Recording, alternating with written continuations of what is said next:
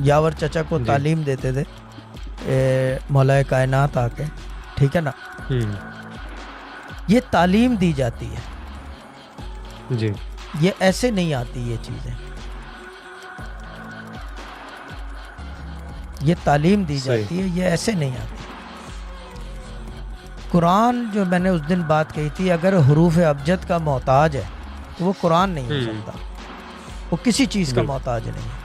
हरूफ अबजद उसका मोहताज है।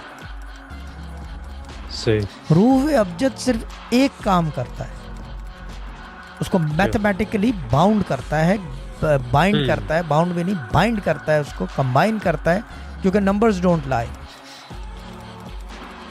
यस। हरूफ के अंदर आप हेर फेर कर सकते हो, मगर नंबरों के अंदर आप हेर फेर नहीं कर सकते। अब ये 70 है, साला 70 ही रहेगा ता कयामत। बिल्कुल। ये मसला है। ये बड़े ये रम्स की चीज़ें हैं,